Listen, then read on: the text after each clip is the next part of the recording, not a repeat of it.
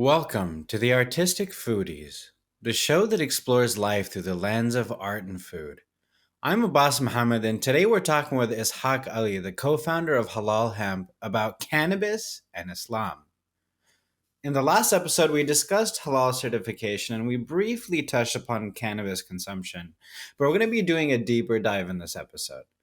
Not only are we going to be exploring the question of halal cannabis consumption, we're also going to take a dive into the history of cannabis in the Islamic context, current legal and justice issues, the history, science, and health aspects of cannabis, and I'll even be sharing an old poem written about hashish. Our guest, Ishaq Ali, is an experienced consultant with a demonstrated history of working in public affairs and operational development for over 8 years. He has worked on projects relating to regulatory compliance, qualitative research, DEI, and market expansion in the cannabis industry. His passions lie within the social impact aspect of the growing cannabis space, demonstrated by his development and management of the Momentum Business Accelerator, formerly at Ease, co-founding Halal Hemp, a global initiative to bring education around cannabinoid-based medicine to the greater Muslim community, sitting on the board of Equity Trade Network and executive producing a documentary in collaboration with Three is for Media on the social equity movement in cannabis to be released in 2024.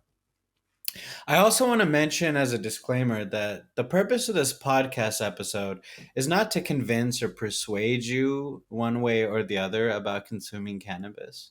I highly want to emphasize that ultimately you get to make your own informed decisions.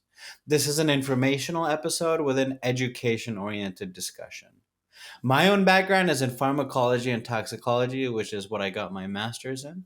So my area of expertise comes play into the science and health benefits. We cover a lot of different factors in this episode that usually aren't part of the discussions that we're having about cannabis as a community.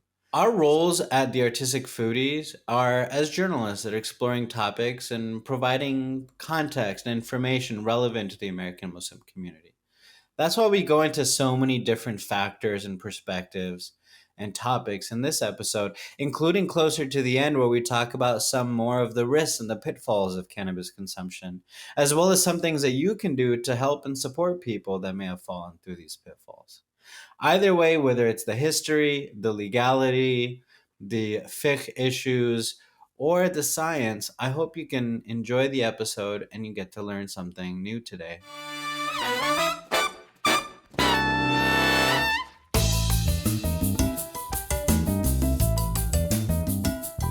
Assalamualaikum, Ishaq, and welcome to the podcast. It's so great to have you on. Assalamualaikum, Abbas. Thank you for having me. Yeah, of course. So let's dive right into it. So you are the co-founder of Halal Hemp. You've worked within the cannabis industry, and I'm just very curious to see what your in was. What got you into the cannabis industry in the first place? Was this something that you were always passionate about? Yeah, so I think it's important to talk a little bit about my background in growing up in Fresno, California, in the Central Valley. Again, half Colombian, half Pakistani, raised in a Muslim household, really sort of grew up in the Muslim community in the Central Valley. Fresno is a really conservative part of California. When people think about California, they think about the sort of very liberal image that it has on a national scale, but people often forget that there's a lot of really conservative pockets.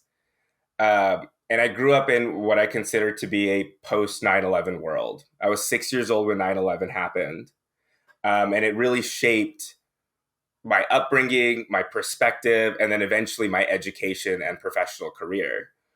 So while I was in college, I was really, really passionate about learning and trying to understand the war on terror. I wrote my undergraduate thesis on the war on terror, really focused on how war on terror related policies were used as a means for social control.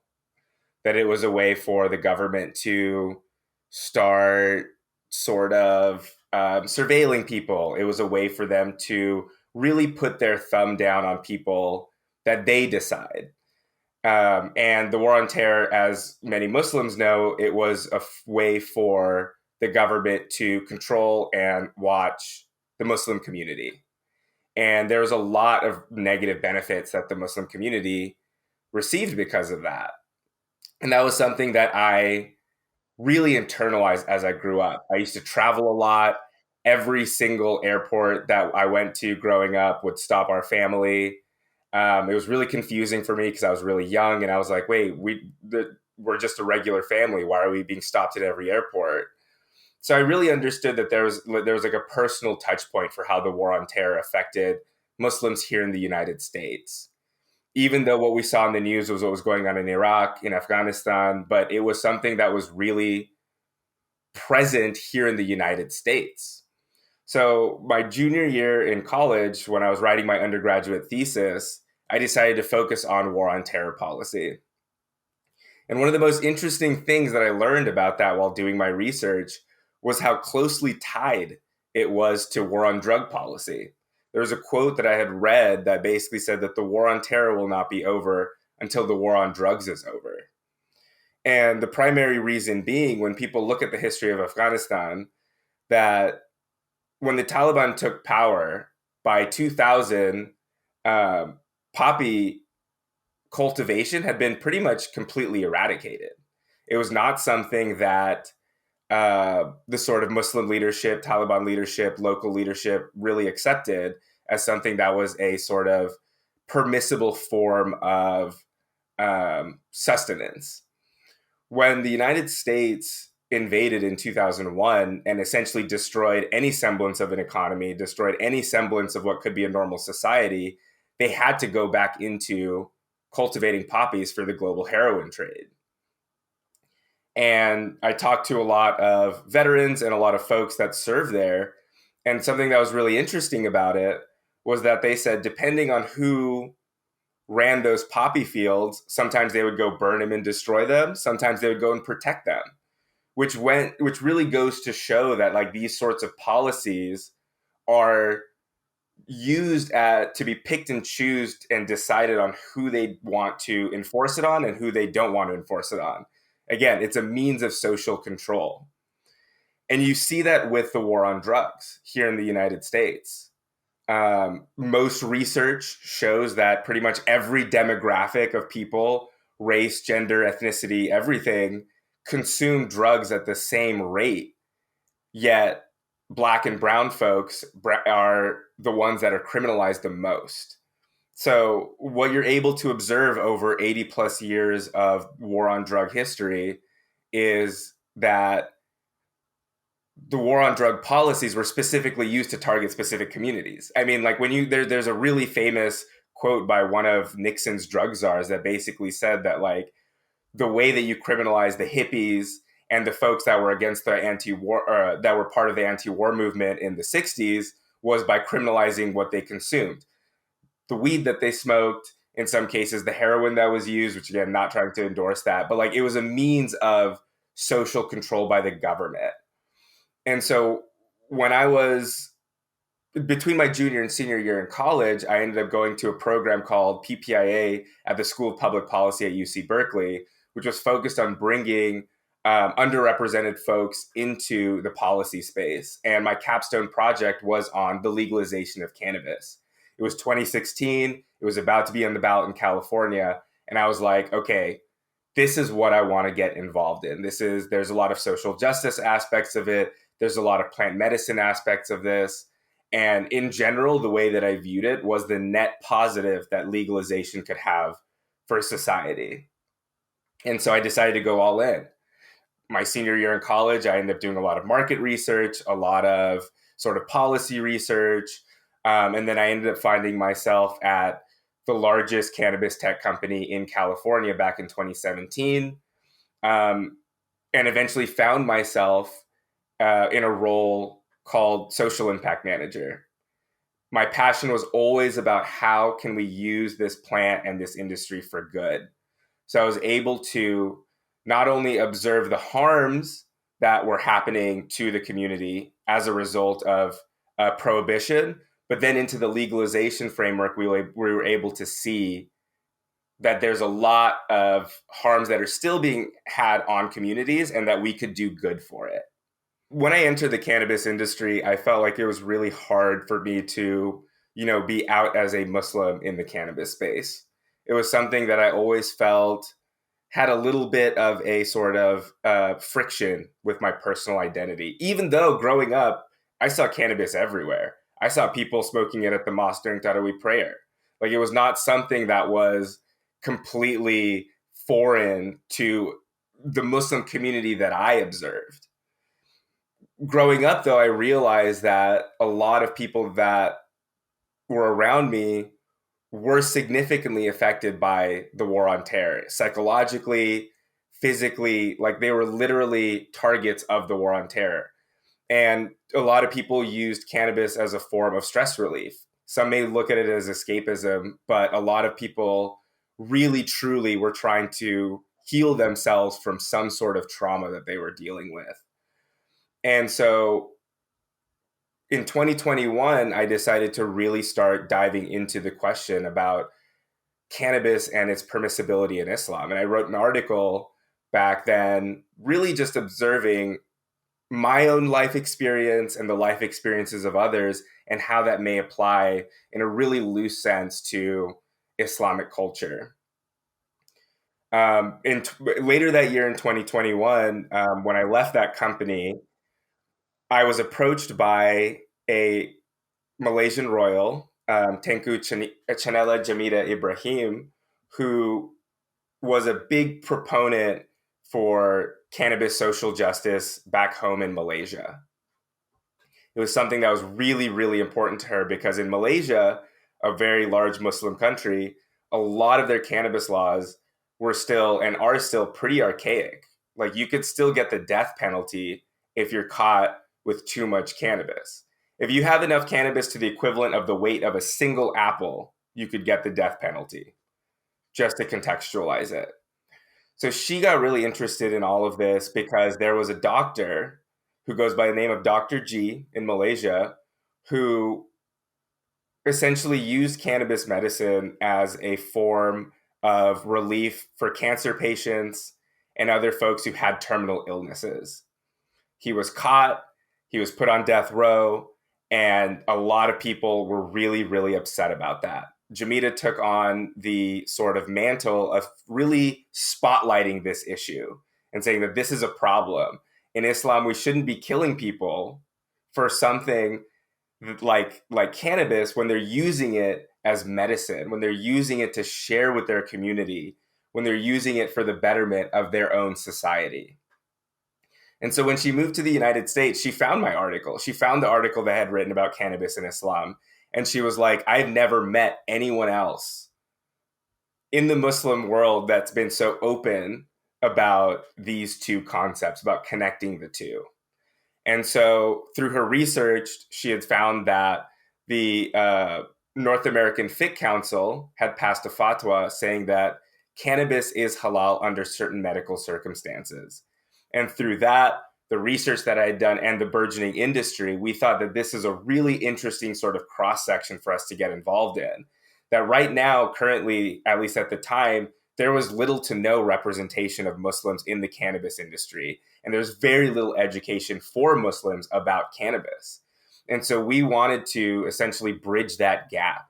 Not only are we Muslims that are representing the community in the cannabis industry, but also we wanted to bring the education, destigmatization, demystification of cannabis to the back to the Muslim community. We wanted to talk about the social justice issues. We want to talk about the plant medicine aspect of it and really the history of cannabis in Islamic culture.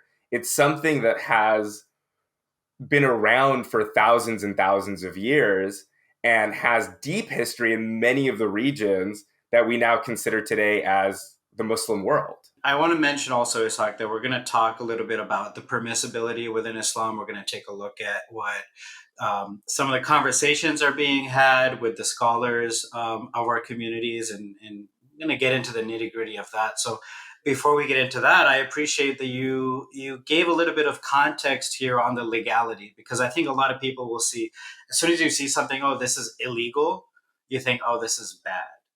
but sort of contextualizing the politics of it and the history of it on in the U.S. specifically, and then also, of course, worldwide, where oftentimes legal policy will imitate what's happening in the West. So that context is great. At the end of the day, whether you agree or you disagree that the consumption of this plant is permissible, I think we can all agree that it's wrong to kill someone for it. As far as all the possible reasons or justifications you could have for the death penalty, possession of a plant doesn't seem to be very justifiable. So I hope we can all agree on that. And so, you were talking about the history of a lot of these plants, and Islam is a religion, it's a way of life that is over 400 years old. So I'm sure at some point there were contacts and some literatures, there has to be some mentions in the literature of cannabis in the Islamic context. You were mentioning essentially some cannabis that was native to some parts of the world that are part of the Islamic world. I'm very curious about these landrace strains. Where are they found, and what is the history of this plant itself? Yeah, so to start, I think it's important for people to understand what a landrace strain is.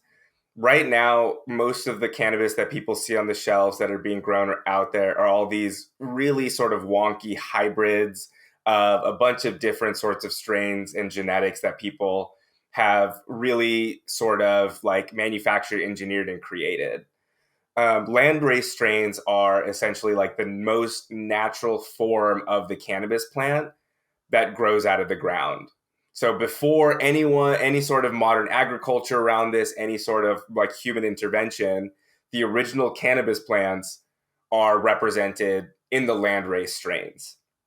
Landrace strains are seen all over the world, to be fair. I mean, there's cannabis landrace strains from North America, South America, Africa, Asia, Southeast Asia, the Asian subcontinent. And that's the piece that I really want to touch on, is that like cannabis naturally grows all over the world. So there's a deep history of cannabis use medically, ceremonially, historically in a lot of different cultures. And Muslim culture is not an exception in that. There's landrace strains from North Africa. There's landrace strains from Iran, from Afghanistan, Pakistan, India, all of these areas that are now considered part of the Muslim world. And so, in many cases, the history of cannabis use in these regions predates Islam, actually. And so, when Islam ended up spreading into a lot of these regions, it was actually something that had to be considered as already a part of the indigenous cultures in these places, and there needed to be a way of figuring out how to reconcile essentially this new philosophy that Islam was bringing to the table and a historical context of culture that had been built over literally millennia. And also, it's not the first time that Islam has encountered something new, something that wasn't. I mean, was coffee being drunk during the time of the Prophet? That was discovered a little bit later. And so when Islam as a way of life for all people, as a code of living, came across this brand new substance, coffee, that interaction is also pretty interesting. So I'll come back to that. I want to draw some corollaries between Islam's encounter of cannabis and Islam's encounter of caffeine as well. And also to basically what you're mentioning. I mean, in my research, I haven't found a lot of mention or really any mention of cannabis for at least the first 300 years of Islam or so. It could be possible that it was encountered in small amounts and just wasn't documented. Of course, we don't have all documentation from that time. I think the earliest documentation from the quote unquote Muslim world was the Kitab Tib, the text of traditional Malaysian pharmacopoeia from the early 11th century. They reference Indian hemp, aka cannabis, as a medicine. There are mentions also Egypt tracing its consumption of hashish to roughly the 12th century, according to a Columbia University report. And like you mentioned, Iran as well. And Iran has a long history of drug use, and cannabis has been part of the country's intoxicant tradition since times immemorial, pre-Islamic. So a lot of these places do have, you look at, for example, Ayurvedic Hindu medicine as well. Cannabis is incorporated in that. In fact, a lot of, the names of cannabis, sativa, indica, comes from that language, from Sanskrit. And so, when the British were first encountering these lands and were first exploring, right? This was a few years before they decided to colonize. When these anthropologists are just going to study these new lands, one of the earliest reports from this British explorer essentially said, "And I observed the Mohammedans at the shrines of their saints consuming hashish, consuming cannabis, consuming bhang. And before they did so, they would recite a prayer. And this prayer was one that was dedicated or inspired, or basically they named by name two individuals, two saints in Islam that are throughout these different Muslim lands. When we look at the Sufi use, when we look at the spiritual use of cannabis, these two names come up a lot. One is Khidr, who is Hazrat Khidr is mentioned in Surah Kahf. He was a contemporary of Prophet Musa. In fact, it's believed that he has drank from the fountain of immortality, so he's still alive today. And Khidr itself means evergreen. Akhdar means green, and Khidr is the essence of that greenness. So he is the green one, and in a lot of ways almost seen as a patron saint, if you will. We don't have that exact concept in Islam, but someone who is invoked during times of harvest, during times of agriculture. For example, you see this practice in rural Turkey, where they have an annual festival called Hizr. And so the other character, or the other saint, the other individual from Islamic history is none other than Imam Ali, and his name Haydar is often used. So you have Khidr and Haydar as the two saints that are invoked whenever we look at the spiritual practice in these Islamic lands. So we are looking at it essentially at two different lenses.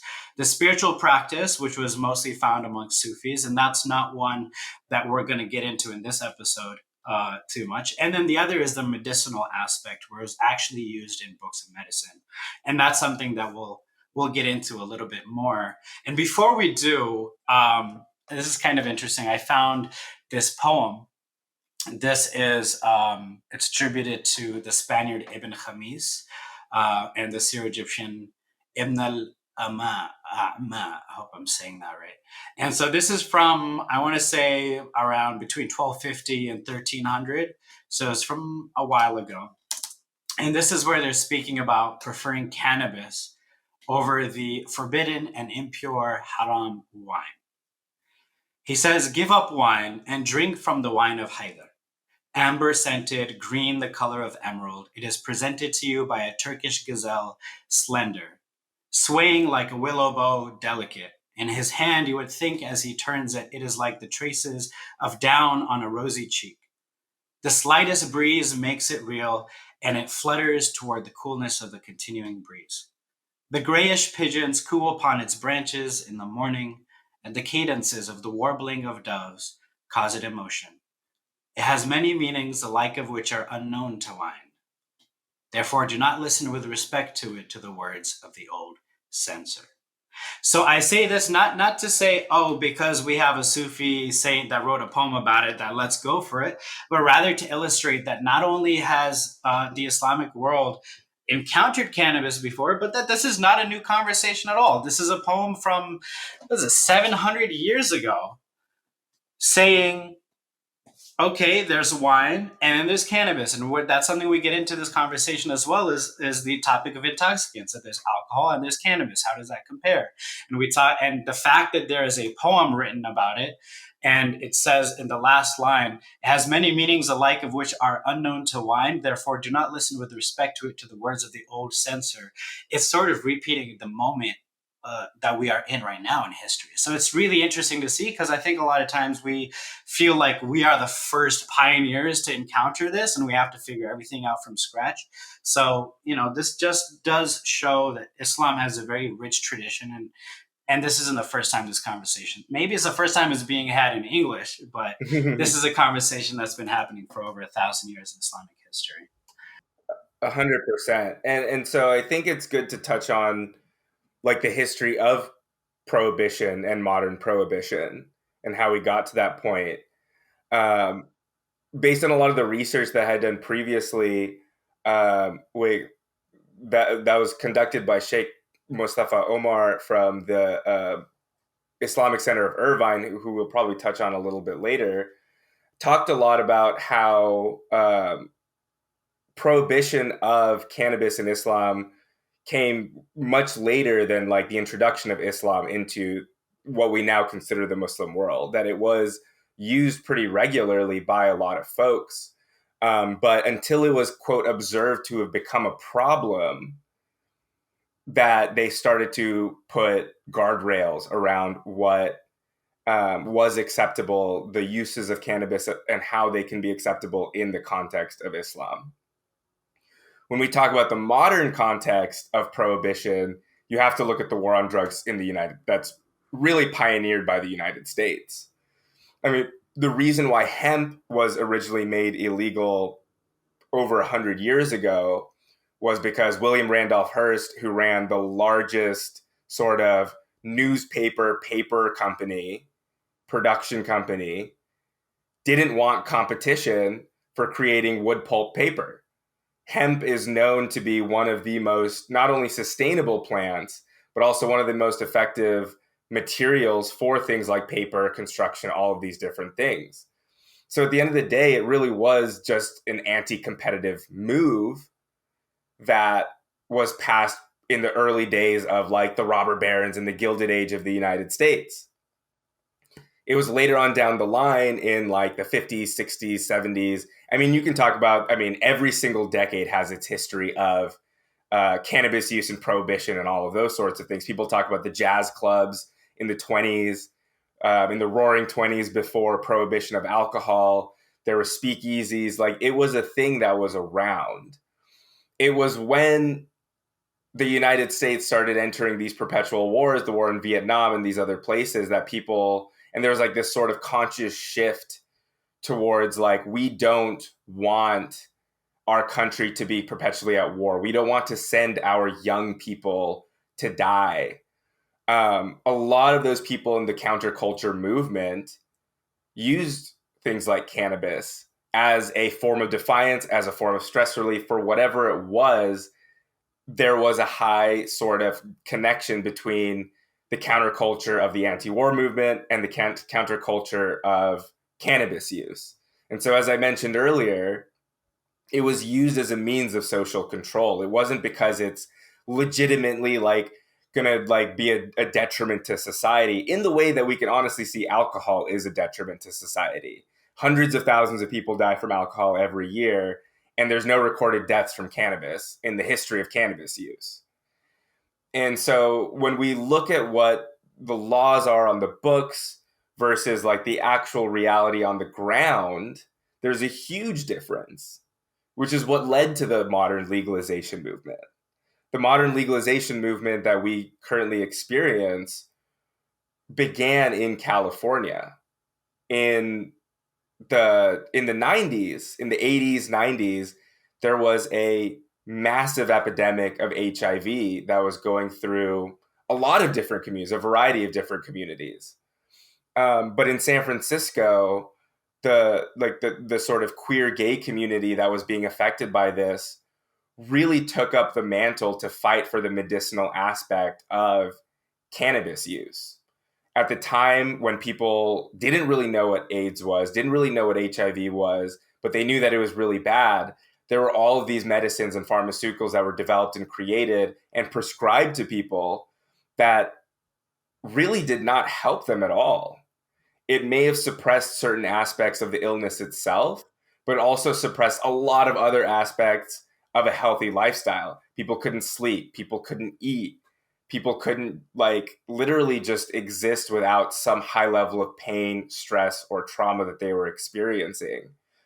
And so Dennis Perone, who's really credited as sort of the godfather of the modern legalization movement, took it upon himself in San Francisco to be like, hey, I have a lot of friends that are dying. They're on pharmaceuticals that our government has approved and prescribed, but at the end of the day, it's more harmful to them than the illness itself. there was a point where people would rather just be sick than take even the medicines that were being prescribed to them by a doctor. But a lot of them found cannabis as a more natural form of relief for them. It increased their appetite, it allowed them to sleep, it allowed them to reduce the level of stress to where if they were with friends and family, they could be present. They could be there without snapping, without getting angry, without getting sad, all of these sorts of things. And so they really took it upon themselves in 1996 to pass Prop 215 in California, which is known as the Compassionate Use Act. At the end of the day, like, cannabis use had to be recontextualized as a form of compassion for people that were sick and dying from illnesses that to an extent were sort of new to the world. HIV/AIDS was something that came up, I mean, you know, in the middle of the 20th century, and then really became a massive epidemic and problem throughout the 80s and 90s. And it was well known that Reagan had completely ignored the epidemic. And so these smaller communities had to take it upon themselves to push for that legalization movement. And that's really how it began in California. At the end of the day, it's about compassionate use and medical use. Thanks so much for that additional context and that recent history as well. Um, I find it interesting because, you know, you keep going back to and showing examples of how politics and money were the driving factors behind the government declaring it illegal. And one reason why I find this particularly fascinating is that, you know, and I'll jump back into the history of coffee here, because coffee is one of my favorite plants. Coffee was discovered in East Africa and cultivated in Yemen. And as this drink was being brewed, coffee houses would start to pop up. And at a certain point in time, the Sultan or Emir, or what have you, of the time was noticing a lot of political dissent. And so he brought his advisors close and he said, "Can you get to the bottom of this? I need to find out who is dissenting. Where are they gathering? Where are they talking about me? Where are they talking about revolution? Where are they, you know, who's talking smack?" That's what he wanted to know. And so research then had shown that it was a lot of people that were artists, that were part of the intelligentsia, that were intellectuals, people that were read, well written, and essentially enjoyed philosophizing, would gather around these coffee houses. And you know, you walk into a cafe, it's a great place to have a conversation, to spend some time with your friends. And that is a tradition that has been ongoing since the beginning of the discovery of coffee itself. So what they found was that at the coffee houses is where the political dissent originated. So the Sultan had basically gathered the scholars of the time and said, "How can you help me? We need to squash this before they start a revolution. What can we do from an Islamic perspective?" And they said, well, they're drinking coffee. Coffee alters your state of mind. Anyone who's had coffee can attest to that. In fact, it's why we have coffee, is to alter our state of mind. And basically, what they said was, because it alters your state of mind, it is an intoxicant, and because it is an intoxicant, it is haram. And through that fatwa, essentially, the government had illegalized the substance coffee in order to impact the community. And so you have that political tie in the same way that cannabis was made illegal to target a specific community, and the way that crack and cocaine are treated very differently, right? Because Yep. crack is something that has been pumped into and has become an epidemic in the Black community, whereas coke was considered a wider drug, a classier drug. And so it is a lot more illegal to have crack than coke for no other reason than for these political gains. So in the same way, this isn't just recent history. We see this in Islamic history in a very fascinating way through these coffee houses in Yemen. And so, you know, that also begs the question of, and, you know, I promise we're going to get into it. So we're going to get into the halal and haram discussion of weed. It begs the question that if coffee was considered haram at one point, it's considered halal now. What is the Sharia, right? And I think a lot of times the Sharia is seen as like, here's this black and white. And in some ways, there are a lot of things that are black and white. Don't drink alcohol. that's pretty black and white. And then there are other things that are more of something that morphs, that changes, that takes into account the current research. It takes into account the current level of expertise and advisors, that takes into account the culture of a land.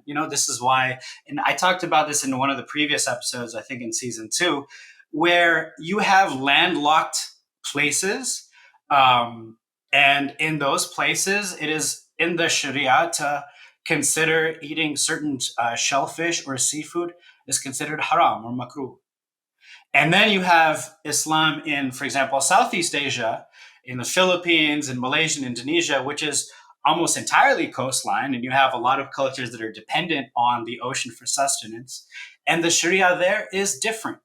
And so you see, it takes into account a lot of different things. And so if the Sharia had allowed for coffee to be illegal, to be haram at one point, and then later on into halal, then I think it justifies at least being able to have this conversation about things that are not considered the straight up black and white. And so within the question of is weed halal, there's actually a lot of sub questions, and we're not going to be able to tackle all of them. So for example, the most basic one, and we'll talk about this one a little bit, is it halal to consume cannabis? There's other questions like, is it halal to grow, export, and profit from cannabis? Is it halal to pray after taking cannabis? Is cannabis najis or impure? And so these are a lot of different questions that there is research being done. Just because we're not getting into it in this episode doesn't mean that it's not being covered. In fact, and this is a Shia perspective, or rather a perspective of Iran, within Iran is basically going through this process of should we legalize, should we not legalize cannabis in its regulations. And so this research paper from 2018, basically, it's called Islam and Cannabis, Legalization and Religious Debate in Iran by Maziar Ghiabi and others. And in this, they basically ask these questions to a group of scholars and includes things like if it's najis, if it's not, can it be used during fasting, the validity of prayer. So a little bit of the nitty gritty questions are covered in that research paper. So definitely go check that out if you're curious. The one big question that I hope we can explore a little bit is about the consumption of cannabis. Yep. And even within that, there's so much that we're going to get into. But I also want to note, this is very important to note, that Ishaq and I are not going to be able to answer the question simply about if it's halal for you to consume or not. Instead, what we can do is build context, gather information, and research. That is all to help you better understand how to evaluate your own situation. That's the same reason why cannabis cannot at this time be labeled or certified as halal. We talked about that a little bit at the end of last episode, is because of the subjective nature of its permissibility. We are not religious scholars, but we found some research amongst Sunni scholars as well as Shia scholars, and that's essentially what we're going to share with you here. And so I'll be able to speak from the Shia perspective from my own research, and Ishaq can talk from the Sunni perspective. But ultimately, no matter what you hear here today, we implore you to do your own research based on which school you follow and determine your own context and intention for its use. At the end of the day, if it doesn't feel right, avoid it, right? But if you feel compelled and you feel that it is something appropriate for your situation, then that is your decision. And now, a word from our sponsor. Introducing Supreme Beef Jerky, where flavor meets faith and fun. Imagine hand-cut, double marinated, and double tenderized goodness in every bite. Our 100% Zabiha halal beef is certified by the Halal Food Standards Alliance of America, HAFSA. With 7 irresistible flavors like Western teriyaki and jalapeno garlic, we're not just a snack. We're a culinary adventure for everyone. Catch us at 7-Eleven stores across California and online at www.supremebeefjerky.com. And now, back to the show. So, Ishaq, tell us a little bit. You mentioned the Islamic Center of Irfan. You mentioned a fatwa that was basically advised from Sheikh Mustafa Omar. So give us a little bit of background of that story and what that fatwa says. Basically, starting around 2016, 2017, 2018, when a lot more legalization movements were popping up at the state level here in the United States. Um, a lot of Muslims started asking their imams, their sheikhs, their spiritual leaders more questions about the legalization. Much like what you said earlier, you alluded to saying that, like, just because something is illegal doesn't necessarily mean it's wrong. It's a political decision, it's a social decision, it's a financial decision in a lot of ways. Most people think, oh, illegal, this equals bad. So, what happens when people start seeing these modern legalization movements? They're like, well, what changed? It's the same plant, but now it's legal. And especially here in the United States, oh, now it's legal in this state. It's still illegal in this state. Oh, it's medically legal in this state. It's recreationally legal in this state, but you can still go to jail in this state. So people were starting to have a lot of questions about this movement. And as you can imagine, there's plenty of Muslims in this country who live in a lot of these states that have had these modern legalization movements. California, Michigan, New York, New Jersey, just to name a few, all have robust medical and adult use cannabis regulations that have been presented. And so a lot of folks started asking their spiritual leaders, and that was brought to the attention of the North American Fiqh Council. And for those of you that aren't familiar, the North American Fiqh Council essentially sort of does research, passes, and validates fatwas in Islam. Now, from their perspective, and like depending on what school you follow and like all of those sorts of things, some people may consider it valid, some people may not. But the point being is that they decided that this was an important topic for them to tackle. And so Sheikh Mustafa Umar from the Islamic Center of Irvine was tasked with that. I met him back in 2021 when Jamid and I had initially launched Halal Hemp. He spoke into this very intimate sort of group that we had brought together to learn more about cannabis, Islam, its history. And he told us about the story, about how he got into understanding more about the plant and how we got to the fatwa. And one of the really important things that I think it's to note is that, like, he told us that when he was initially tasked with doing this, he didn't think that there was a valid use for cannabis. He thought it was just an excuse for folks to get high and say it was for medicinal purposes. But like any good scholar, like, he did the research and he adjusted his perspective based on the research. He had looked at the historical texts, like the historical pharmacopoeias. He looked at the context of the different sort of regions in Muslim countries. He looked at the Sufi perspective. He looked at all of these different aspects. But what really came down to it, like the core piece of the question, is the intention and the context around it. As you had mentioned earlier, is the context is everything when it comes to cannabis permissibility, especially in Islam. And so through research, and I think a lot of Muslims are familiar with that, Islam is a lot more, it's not as black and white as a lot of people think. Sharia law is not as black and white as a lot of people think. Wine, pork, certain things are specifically mentioned as haram in Islam. Yet a lot of people have come around to say that, oh, like in the modern medical context, that there are exceptions when it comes to the health and well-being of the individual. So for example, pork is haram for us to consume, but a lot of modern sort of medicine around heart health involves replacing valves and using pieces from pig hearts and other sort of pig parts to help sort of fight against whatever illness, ailment that you're dealing with. Heart problems are super common in the United States. Muslims are no exceptions. So as a Muslim who is dying of a heart condition, who needs their valve replaced, going to say that, no, if the heart valve is coming from a pig, I would rather die.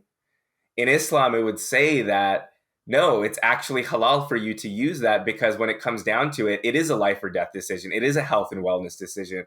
it is the most effective medicine for you. I remember learning in Sunday school that if you were dying and there was no food around, you were starving to death, and all that was available was a piece of pork meat, it would not be haram for you to consume that if it meant life or death. But I don't want to like pigeonhole it into a sort of life or death question. It comes down to the efficacy of that actual medicine for you. If it is the most effective medicine, then it is halal for you to consume. And that seems to be the consensus from a variety of different sources in Islam. And so how does that apply to cannabis? Much like what I was mentioning earlier when it came to HIV and AIDS, there were plenty of pharmaceuticals that were available for people, but they preferred to use cannabis because it was actually the most effective medicine for the ailment that they were dealing with. If they couldn't eat, if they couldn't sleep, their medicine wasn't working. That was prescribed by a doctor that in any sort of other context people would consider as halal, but cannabis actually helped them. And so as an effective medicine, it was the most effective for them. I think in a modern context, we can apply that to other sort of ailments. When it comes to mental health, we're just really starting to burgeon on like the research and the understanding of how mental health is such an epidemic in young people in this sort of modern world.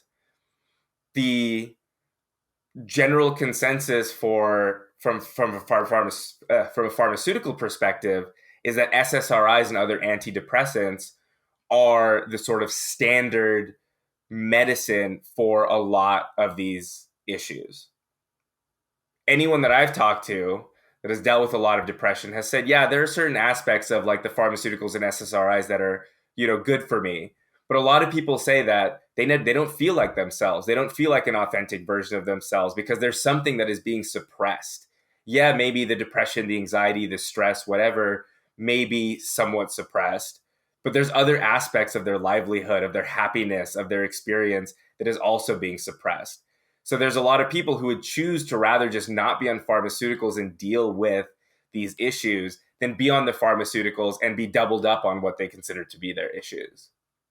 And so a lot of people in many cases have also found plant medicine, cannabis medicine as a safer alternative to the pharmaceuticals that are being given to them. For example, CBD, which is one of the cannabinoids in cannabis, is non-psychoactive, but has a lot of research that has been proven to show a lot of different medical sort of efficacies for it, from depression to pain relief to a variety of different things. I think a really important piece of context is that the FDA at this point has approved CBD as a legitimate sort of medicine for epilepsy, as just one example. But it's been seen as something that can be used for a variety of different ailments. And that's really important for people to understand when it comes to the context of this, is that at the end of the day, if cannabis is the most effective medicine for you, then it is halal for you to consume that cannabis as a form of medicine. Now, going into some of the other questions that you talked about when it comes to growing, exporting, profiting from cannabis, the question of intention is also the most important aspect of it. If you look at the fatwa that was passed in 2018, they actually touch on this exact same topic, where they say, like, if your sole purpose for being in this industry, for investing in this industry is profit, then it is haram for you to be involved in it. It is not permissible for you to get involved in it because at the end of the day, you're doing it for selfish, greedy reasons, which most people have issue with. When I look about my own history about why I got involved in this, it always came down to the social justice aspects of the cannabis legalization movement. The medicine being one part of it, but the social justice aspect is a whole other piece of it that I really found to be a really important piece for my own justification and passion for working in this industry. There's a deep history of over-incarceration in Black and brown communities, and there's plenty of Muslims in those communities that were also affected by this. People often forget that Muslims fall into all of these same categories that we sort of broadly describe as Black and brown or like underrepresented communities. But Muslims are a huge part of all of those communities. There's plenty of Muslims that also went to jail for weed as a result of the war on drugs. And now there's people that are still in jail when there's people that are making millions off of selling this plant. They're in jail for the exact same reason that other people are making millions of dollars off of it. And so what is the justice in passing these sorts of legalization frameworks if we're not looking at the legitimate harms that were caused to a lot of communities? When people are taken out of their communities and out of their families, they are no longer a source of support. They're no longer present to be with their families, to be with their communities. And they end up being socially disconnected in a way that's harmful for both sides. People end up in jail, and even if they're released, they don't have access to federal loans. They don't have access to housing. They don't have access to education. And so when it comes to the perspectives about this industry in general, it's like, what are the reasons for pushing for legalization? In my mind, not only is it the plant medicine aspect that's really important, but also the social justice aspect, that there are people that were wrongfully convicted, that were wrongfully taken out of their communities and were put in jail and separated from society in a way that I do truly believe is unjust. And so when it comes down to it, the justice of this movement supersedes whatever sort of profitability or whatever sort of greedy sort of motivations that other people may have. A lot of people criticize this movement as just another form of tax revenue for the government.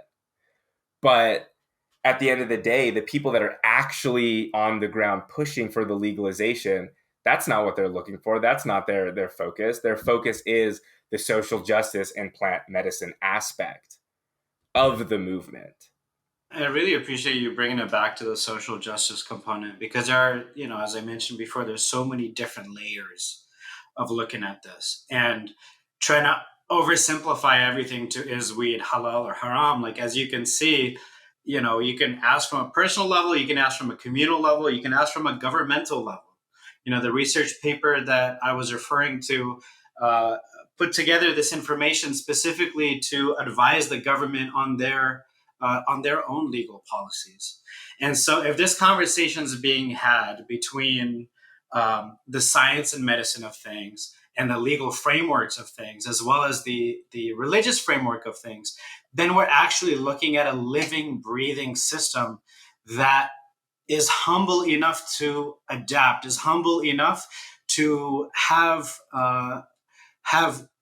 not a gray area, but have some sort of permissibility for discussion. And I truly think that this is one of the greatest mercies of Allah, is that He's given us this way of life that essentially is like, here's this code to optimize your spiritual and psychological well-being and growth. And also within that, keep in mind that things change, that people change, that there's so many questions now that we have that would not even have been relevant 1,000 years ago. If you have a Muslim astronaut and it's Ramadan, what time is he opening his fast? What time is he praying? What direction is he praying to? There's no gravity. He's spinning, and so there's a lot of different things that come up. And this is where we really sort of look to the scholars to basically take the information that we have and to make decisions or suggestions based on it. And also the other thing that I really appreciate you bringing up is, when talking about it medicinally, we talk about the medicine of the body and the medicine of the mind, right? I think it's very easy to understand the medicine of the body as it pertains to cannabis, whether it's a CBD balm for pain, whether it's dropper distillate for epilepsy, or even, you were mentioning the example of the AIDS epidemic. And even right now I can think about is that cancer is one of those diseases that has affected so many people on every level of society. And a lot of times you're taking this cancer medication, you're also taking pain pills. And because of the pain medication, you're constipated and you have to take laxatives.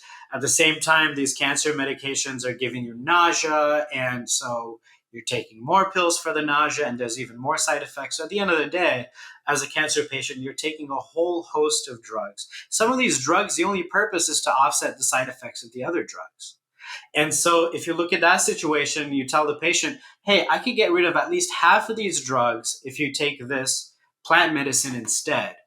And that to me becomes a pretty easy answer in that one, because and this goes back to what Ayatollah Sistani says.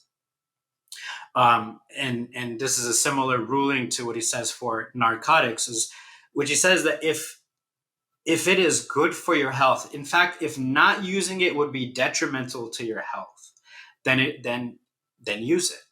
And so in a situation where, a cancer patient could take cannabis, and that helps with a lot of the symptoms or the side effects of the cancer medication, and thus avoid taking more pain pills, sleeping pills, anxiety pills, nausea pills.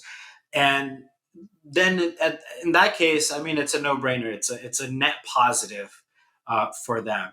And then you talk about now of the mind itself. Of course, we have life or death situations, which are a lot easier for us to see some sort of black and white in. When you talk about the health of the mind, it becomes a little bit more subjective. And this is really where, going back to what I said, is we're building context. Ultimately, take everything that you've heard here, do more research until you are satisfied, or if you're satisfied with the research we've presented, and you have to then be able to decide for yourself using the advice of the doctor. So if you're seeing a psychiatrist, if you're seeing a therapist, and understanding what is the psychology of the consumption. So for example, are there certain age groups that should stay away from cannabis? What's the effect of kids smoking weed on their long-term brain development? All this stuff is definitely relevant. The research is definitely out there.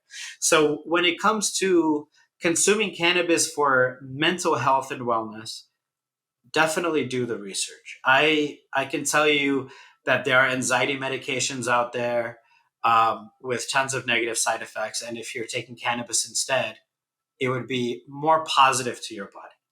I can tell you that there are sleeping pills out there that make people do some very strange things. Ambien, Lunesta can make people do a lot of strange things. Whereas if you take cannabis to sleep, it's you don't have the same risk that you're being presented. And so if overall you are able to decrease your medication or your dependence on the pharmaceuticals that come with side effects, and you're able to do so with the cannabis, with the plant medicine, then that becomes something that is a healthier alternative. And then even when we're looking at cannabis, also I want to be able to differentiate. There's THC. There's many cannabinoids. THC is the one cannabinoid that will actually have an effect on your mind. There's also hundreds of other cannabinoids such as CBD, CBG, CBN. There's other even THCs like THCV. And a lot of research is being done into the effects that these different cannabinoids have. Overall, what we found is that you need at least a little bit of THC in order to activate the effects of these other cannabinoids, oftentimes that are working on your inflammation, oftentimes that are working on your mood regulation, that are working on your appetite. A lot of these cannabinoids, in order to be effective, need a little bit of THC. Doesn't necessarily have to be enough to alter the mind or not. Now, when it comes to mind altering, what is forbidden in the text is something that is an intoxicant. And something that is intoxicating, musakkar is the word in Arabic. The definition of that has gone back and forth. And this is again where there are differences in the schools of thought, in the madhahib, in the fiqh, and even amongst, for example, with the Shia Marajid, there are differences in the opinion of scholars for this reason, is that how do you define intoxication?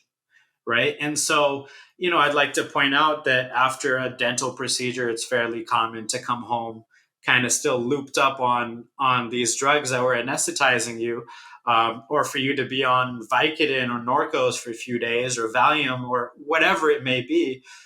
And under some definitions, these are all considered intoxicants. And so, we don't get too many stories of people going super hardcore, like, oh, I don't need anesthesia because it's going to intoxicate me. But rather, in the medical context, I accept this. And so that's where the invitation is when it comes to things that are a little bit harder to define, such as the wellness of the mind, it becomes fairly subjective. And only you and God will know if you need this to sleep or if you don't. If you need this for nausea, if you don't. Only you and God are going to know if you're going to be making up an excuse just so you can consume it, or if it's a legitimate intention. And so, intention then becomes the foundation of everything. And it's interesting to look at, of course, historically throughout the Islamic world, what are the intentions that we've been able to find is that in some ways it is something that in its mind altering capacity can shift the framework of your mind, either by removing stresses and distractions or by helping focus certain aspects of your mind for an overall spiritual development. And the other intention that we found in our own history, in Islamic history, is the medicinal component, right? So however way you look at it, the history of humans and even the history of animals with the history of cannabis are interlinked. That's why we have an entire system called the endocannabinoid system that uses cannabinoids as words that form a part of a language, which is how our body talks to itself and how these medicines also talk to our body and have the effect that it does. There's different cannabinoids that are doing different things. And so there's a full spectrum of things. So even as you look into a lot of people will say, well, I just want to isolate this one compound. It's the full spectrum of cannabis. You can imagine a whole concert, a whole orchestra of hundreds of different instruments playing at the same time versus trying to isolate just one. You're just picking out one violin and expecting it to give the effect of the whole song. And so this is something that I hope sparks a little bit of curiosity. And I hope they continue doing some research into this, into how cannabis can be an effective medicine and tool, both physically for our body and also mentally for our mental health and wellness. 100%. And one thing I want to touch on is that like the endocannabinoid system is a body system that isn't even taught about in medical school. There's like almost a level of denial around how integrated cannabinoids are into our own physical regulation. I am not a doctor. I'm not a researcher, but I've talked to a lot of researchers and doctors around this. And they talk about how the endocannabinoid system essentially helps your body bring itself back to homeostasis. So, for example, during the pandemic, during COVID, CBD was researched to see its effects on COVID and how it can help reduce COVID deaths. From what I understand in the research that I had read, one of the primary reasons for people to die of COVID was inflammation. There's this thing called like the cytokine storm or something that basically when you get COVID, your immune system has an overreaction to what's going on, causing inflammation, which causes you to have trouble breathing, which can ultimately lead to death in acute cases.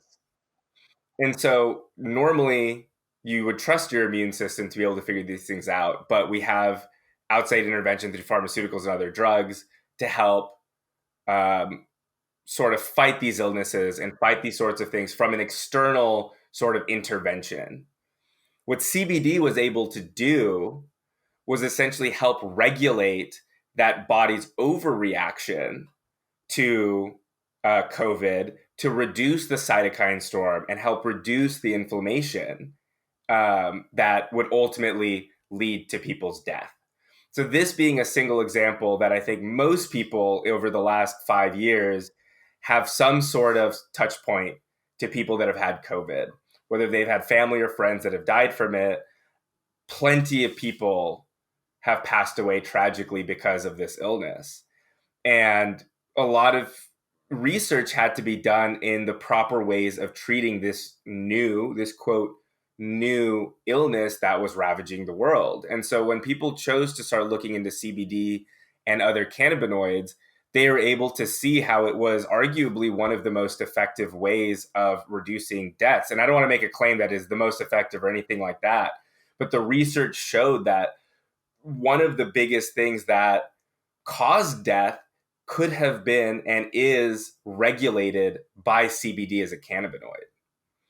And that in itself just shows that cannabis as a plant, in its natural form, is able to help regulate the body into homeostasis. Now, this is us talking about CBD specifically. The way that research is done here in the United States through FDA and other sort of medical research, more often than not, they're looking at one component, one chemical, one molecule, one compound. In this case, it was CBD. The effect that cannabis has on humans, more often than not, 9 times out of 10, has to do with, as you mentioned, the full spectrum of cannabis and cannabinoids. So a lot of people, what they call the sort of high that people experience from smoking or consuming full spectrum cannabis, is known as the entourage effect. This entourage effect is when all of the cannabinoids combined give you the effect that you're feeling in that moment. Sometimes it's high THC, low THC, all of the different levels of cannabinoids may be different, but at the end of the day, it takes all of them to really truly have that effect on your body. Again, as you mentioned, THC is essentially the only psychoactive component of all of the cannabinoids. But as you mentioned, THC is pretty critical in activating the other cannabinoids in order for it to be properly effective. People can take CBD every single day and it'll really just be like more of a vitamin. But if you have acute illnesses, if you have acute insomnia or inflammation, more often than not, you're going to need a little bit of THC for that CBD to properly affect you in that moment, like most medicines do. When people take ibuprofen or Tylenol, they're expecting that to work within a couple of hours. If you isolate a lot of these cannabinoids, you're essentially taking it like a vitamin where you're just integrating it into your physical system, which, in the long term will have positive effects and benefits. But if you have acute illnesses, you're going to need a little bit of THC more often than not to properly activate the other medical sort of cannabinoids that you're really looking for. And as you mentioned, you don't need enough THC to become intoxicated. And I do want to very much say, as a disclaimer, the different dosages affect everybody differently. So there could be one dosage of THC that will intoxicate one person and one dosage that will have almost no effect to another. So that once again brings us down to the personalized context of this medicine. And so when people go to a doctor and they prescribe them with a drug at a certain milligram, they trust the doctor. They just go ahead and trust them. More often than not, they have to iterate on what the dosage is, sometimes what that actual drug is, and all of that. And that is similar for cannabis and people. People are going to have to adjust. It needs to take their own research understanding and practice to figure out what is actually the most effective medicine for them. And so, what I really want to impart on folks here is that there are a variety of different cannabinoids. Our body is naturally absorbent of these cannabinoids. They help us regulate our systems. And that it takes a lot of context to really sort of define whether or not something is intoxicating for you or not. Because as you mentioned, you can go to the doctor or go to the dentist, get your wisdom teeth removed, and get some serious anesthetics given to you, and you will be loopy for hours. You will be loopy for a while afterwards. But people wouldn't say, most Muslims, I don't think, would say that is forbidden, that is not permissible. But people believe that when it comes to something like weed, because you might get a little high from it. But when you smoke that weed, that it actually has a significant physical effect that is really, really important for your health and well-being. So for example, there's a really famous video from probably 10 plus years ago, back when Colorado, Washington were the first states to start legalizing. There is a man who has serious Parkinson's. He can't move. He's essentially constantly shaking. It's really hard for him to really control his motor abilities. And he takes one hit off of a pipe smoking some cannabis, and literally within 2 minutes he has almost full motor control of his body again.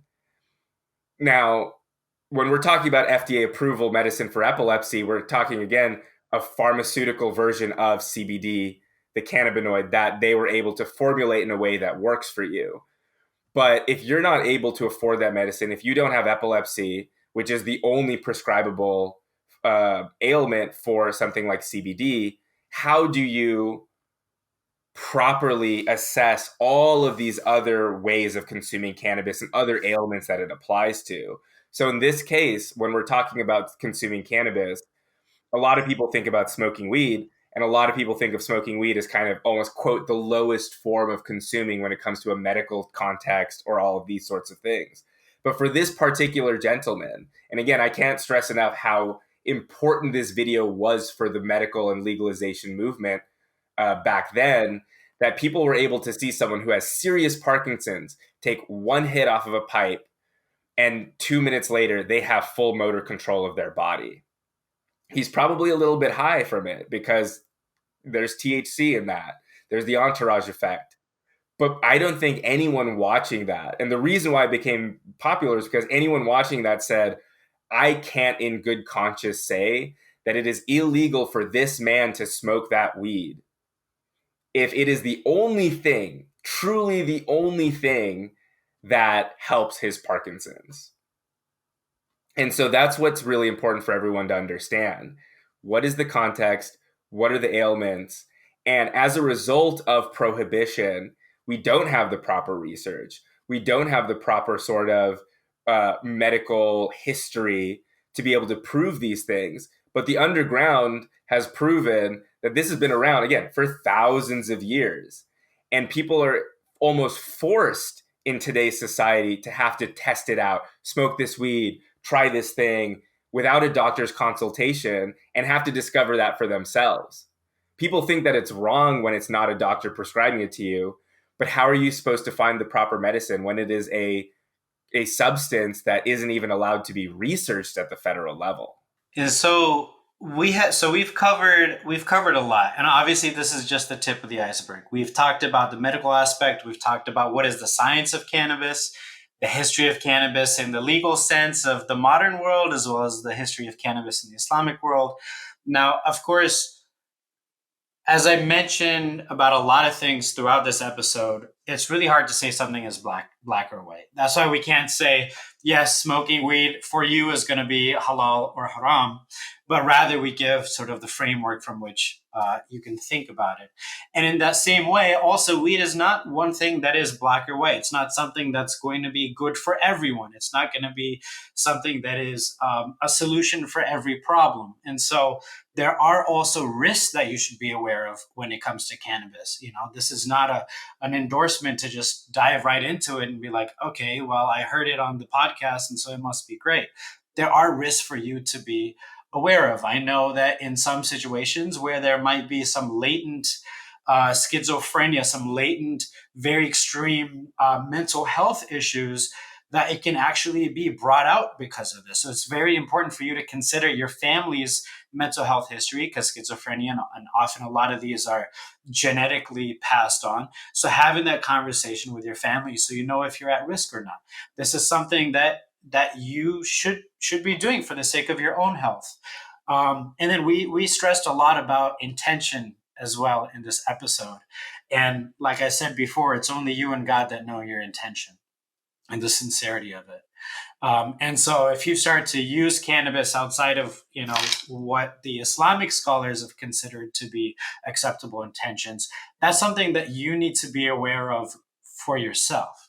And so this requires having a discipline. This could maybe helped by having some sort of a ritual around it so that you are constantly aware of your intention. And by ritual, I mean, it could be something as simple as, you know, reciting Bismillah, reciting Fatiha beforehand, just so that you remind yourself and you center yourself of who you are and where you are within the cosmology of life and the theology of it. And that you are, even in that moment, not forgetting the tie that you have with your creator.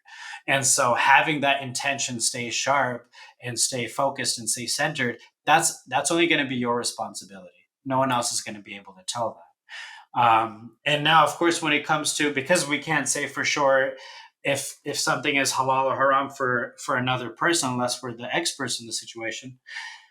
If you see someone that is consuming a lot of it and you're worried and you're concerned, I think that concern does come from compassion. So that's not a negative thing.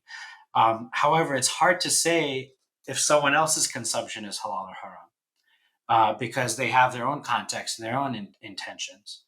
At the same time, it is possible, if you lose sight of your intention, that you start to use cannabis as a way to numb out life, to escape your responsibilities. These are possible negative effects, which is why intention is so important. I do want to note that medically speaking, there isn't any possibility of a chemical addiction to cannabis, meaning there's no withdrawals if someone stops taking it. There's no chemical dependency as we've seen in other addictions. But there can be dependency, which is a psychological dependency. Think of it more of as a habit. You brush your teeth every day. It doesn't mean you're addicted to brushing your teeth. Your body's not going to go into a seizure if you stop brushing your teeth, but you have psychologically become accustomed to it. And so, if someone has become psychologically dependent in a way that it's having a negative effect on their life or their relationships, approaching that with the right approach is also really important. So we've seen that abstinence doesn't work. In places where, sex ed is abstinence only, we find there's still a lot of teen pregnancies. So just telling people not to do it, that's not going to stop them. Scare tactics like the DARE campaign, that doesn't work. People still end up doing it.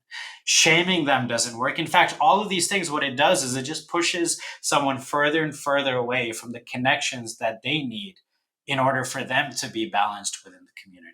I'd like to make a quick note on that particular piece really quickly, is that it's actually been shown that in states that legalize cannabis, there is a reduction in teen and youth use of it.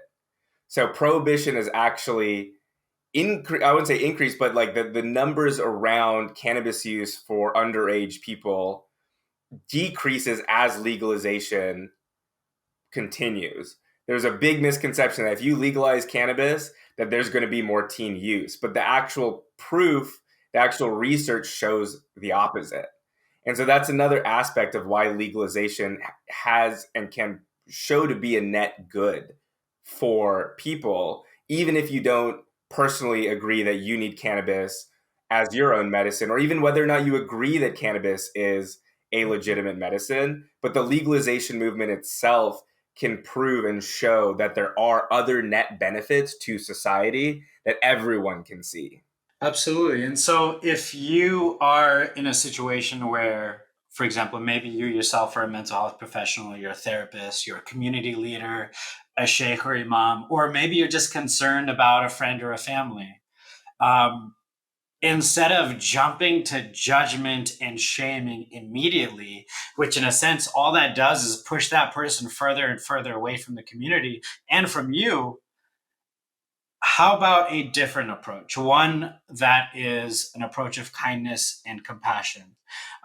Within different approaches to addiction and drug policy, there's something called harm reduction. And the harm reduction approach basically says, instead of trying to convince you to get off of this drug, I'm going to first talk about how these harms in your life that are effects of it, how we can address those. Right? So to take an extreme example, a lot of heroin needle users might share a needle. And if someone is infected with a virus that could be transmitted through that, then that is a huge, huge case of harm. So the harm reduction approach would be, well, yes, there is the issue of the drug addiction. There's also the issue of this disease that's being spread around. Let's focus on these negative effects. So the harm reduction approach is, going to someone that you think might be overly dependent on it and say, well, how is this affecting your life? How is this affecting, or is it affecting your life in the social sense, in your connection to your family? Ultimately, for us humans to be healthy, we need to be in connection with everyone around us. We're an interdependent species. We need to be connected to our families. We need to be connected to our communities. We need to have friends in order to survive. So that kind of approach where it's like, well, is this affecting your relationships with people? Is this affecting your way to your ability to show up for work? So that really targeting that instead of straight up demonizing weed itself, and then by extension shaming the person, that's going to have a lot more results. So I hope, for folks that are listening to this, and maybe you have someone in mind, or you'd like to be prepared in case something like this does come up in your community, is that to remember that a lot of the reasons why people get into the dependency is because their environment is not an ideal environment and they'd rather escape. And so instead of demonizing their method of escape, because it happens to be one you disagree with, there are people that have escaped through movies and they'll watch 2 or 3 movies a day and spend all of their non-work time watching movies. We don't go after them the same way. Or people reading books, heck, we encourage that, and so when it comes to something like that, if you have someone in mind that you're concerned about, it's really just about how do you build connection?